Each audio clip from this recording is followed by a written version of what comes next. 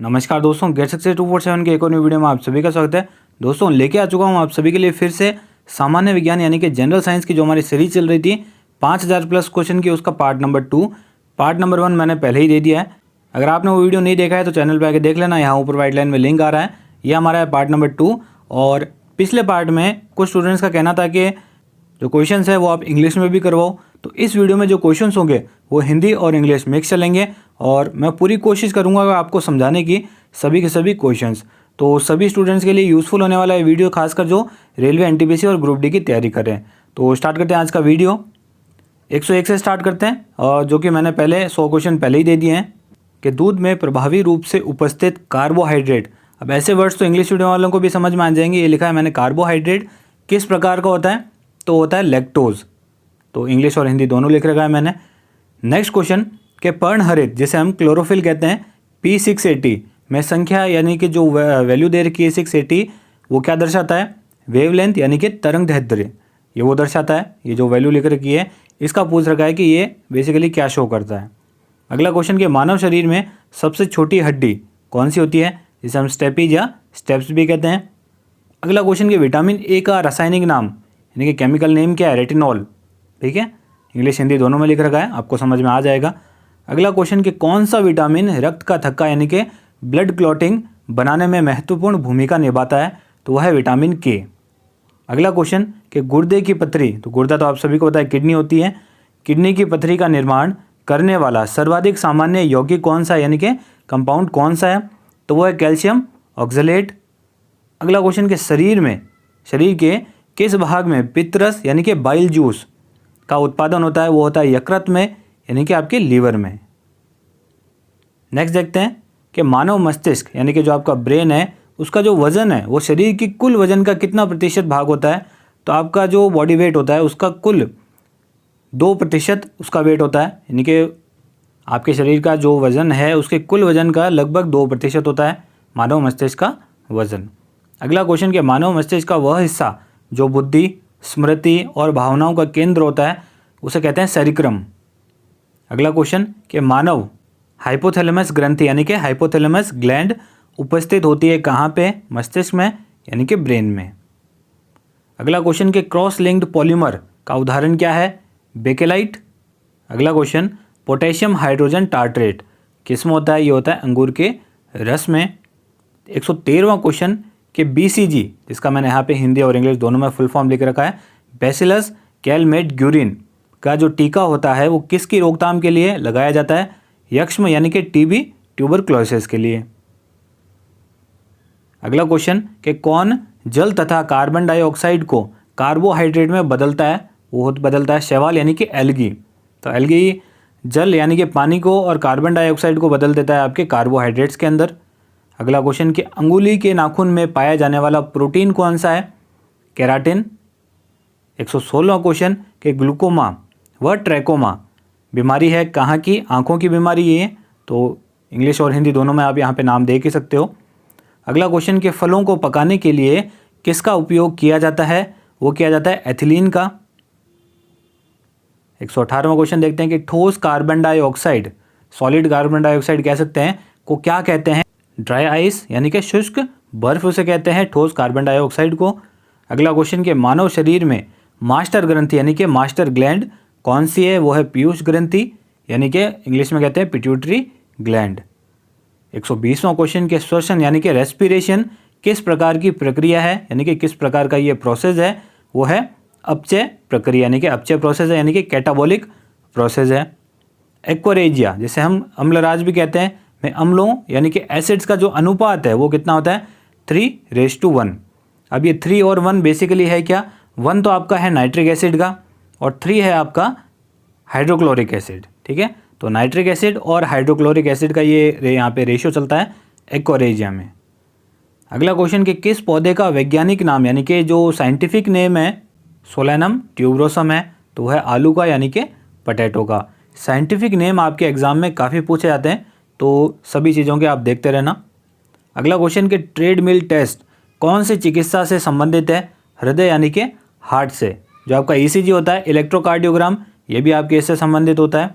अगला क्वेश्चन कि मानव मस्तिष्क यानी कि ह्यूमन ब्रेन कितने ग्राम का होता है, तो बेसिकली इसकी रेंज होती है, ये होता है 1300 से लगभग 1400 ग्राम के बीच में। और अगर हम एवरेज लेते हैं तो ले सकते हैं 1350 के आसपास, 1350 ग्राम। तो 1300 से लेके 1400 ग्राम के बीच की हम यहाँ पे रेंज रखते हैं इसकी। अगला देखते हैं क्वेश्चन 125वां, क्रेटिनिज्म क्या है। तो क्रेटिनिज्म आपका है बच्चों में होने वाला एक रोग। अगला 126वां क्वेश्चन कि 1 ग्राम वसा यानी कि फैट्स, तो 1 ग्राम फैट्स आपको कितने कैलोरी एनर्जी देती है, तो 9 कैलोरी एनर्जी, ठीक है, 1 ग्राम फैट। अगला क्वेश्चन कि मानव शरीर में जल की मात्रा यानी कि वाटर का जो अमाउंट है वो कितना होता है, 80%। मछली किसकी सहायता से सांस लेती है यानी कि किसकी सहायता से रेस्पायर करती है, गिल, तो इसकी सहायता से वो सांस लेती है। अगला देखते हैं कि कॉड लिवर ऑयल में कौन सा विटामिन पाया जाता है, वो पाया जाता है विटामिन डी। कार्बोहाइड्रेट्स मानव शरीर में किस रूप में टूटता है यानी कि किस रूप में वो ब्रेक होता है, ग्लूकोज के रूप में। ऑन्कोलॉजी किस बीमारी के उपचार से जुड़ा है, वो जुड़ा है कैंसर के उपचार से। अगला देखते हैं 132वां, एसआई प्रणाली यानी कि एसआई सिस्टम में यंग प्रत्यास्थता गुणांक यानी कि यंग मॉडुलस ऑफ इलास्टिसिटी की जो इकाई है, यूनिट है, वो क्या है, न्यूटन पर मीटर स्क्वायर। अगला क्वेश्चन कि एंगस्ट्रॉम किसको अभिव्यक्त करता है, लंबाई को, तो एंगस्ट्रॉम आपकी यूनिट ऑफ लेंथ है, ठीक है, लेंथ की एक यूनिट है। अगला क्वेश्चन कि क्रिकेटर गेंद को पकड़ते समय अपने हाथ को नीचे करता है ना, यह उन्हें किस कारण से चोट से बचाता है, संवेग संरक्षण के कारण यानी कि कंजर्वेशन ऑफ मोमेंटम के कारण। अगला 135वां के शुष्क सेल यानी कि ड्राई सेल में कौन सी ऊर्जा संग्रहित यानी कि कलेक्ट यानी कि स्टोर होती है, वो होती है रासायनिक यानी कि केमिकल एनर्जी, ठीक है, केमिकल ऊर्जा। 136वां क्वेश्चन के जड़त्व आघूर्ण यानी कि मूवमेंट ऑफ इनर्शिया व कोणीय त्वरण यानी कि एंगुलर एक्सेलरेशन का गुणनफल क्या होता है, वो होता है टॉर्क। तो बेसिकली इंग्लिश में अगर आपको समझाऊं कि multiplication of movement of inertia and angular acceleration is equals to torque. अगला क्वेश्चन 137वां कि घड़ी में चाबी देने पर कौन सी ऊर्जा संग्रहित होती है यानी कि कौन सी एनर्जी स्टोर होती है, स्थितिज ऊर्जा यानी कि पोटेंशियल एनर्जी। अगला क्वेश्चन कि वायरलेस का जो आविष्कार है किसने किया था, मार्कोनी ने। नेक्स्ट, पारा यानी कि मर्क्यूरी कांच को नहीं भिगोता, इसका कारण क्या है, सहसंजन यानी कि कोहेजन, इसका रीजन है। अगला क्वेश्चन कि मान ले कि m1 एवं m2 यानी कि द्रव्यमान है, मास है, कि दो पिंडों यानी कि दो बॉडीज़ के बीच की दूरी r है, उनके बीच का जो डिस्टेंस है वो है r, उनके बीच गुरुत्वाकर्षीय बल यानी कि ग्रेविटेशनल फोर्स कितना हो जाएगा, ये उसका यहाँ पे फॉर्मूला लिख रखा है, F=G m1 m2/r²। Next question कि गिरती हुई जल की बूंदें गोल बन जाती है, जिसका कारण जल का कौन सा गुण है, वो है पृष्ठ तनाव यानी कि सरफेस टेंशन के कारण। जो आपकी जल की बूंद है, पानी की बूंद गिरती है तो गिरते समय गोल हो जाती है, तो इसी रीज़न से होती है। अगला क्वेश्चन कि मछलियाँ जमे पानी की झील में जीवित रह सकती है, किस कारण, तो इसका रीज़न है कि झील की जो तली होती है यानी कि जो बॉटम होता है उसका पानी कभी जमता नहीं है, यानी कि उसका टॉप जो सरफेस है सिर्फ वही जमता है, आइस में कन्वर्ट होता है, नीचे का जो सरफेस है उसकी जो तली है, बॉटम है, वो जमता नहीं है, इसी कारण। अगला क्वेश्चन कि जहाज़ों की गति में वृद्धि किस सिद्धांत पर आधारित है, आर्किमिडीज सिद्धांत पर यानी कि आर्किमिडीज प्रिंसिपल पर। नेक्स्ट, कि जल में किसी डिटर्जेंट यानी कि साबुन को मिलाने से पृष्ठ तनाव में क्या चेंज होगा, तो उसका जो पृष्ठ तनाव है जल का वो कम हो जाएगा, डिक्रीज हो जाएगा, यानी कि सरफेस टेंशन जो है वो डिक्रीज हो जाएगा, कम हो जाएगा। अगला क्वेश्चन कि जल में तैरते हिमखंड यानी कि आइसबर्ग का आयतन यानी कि वॉल्यूम होता है 1/9 रेशियो में। अगला क्वेश्चन कि मृग तृष्णा यानी कि मिराज फॉर्मेशन बनने का कारण क्या है, पूर्ण आंतरिक परावर्तन यानी कि टोटल इंटरनल रिफ्लेक्शन इसका रीज़न है।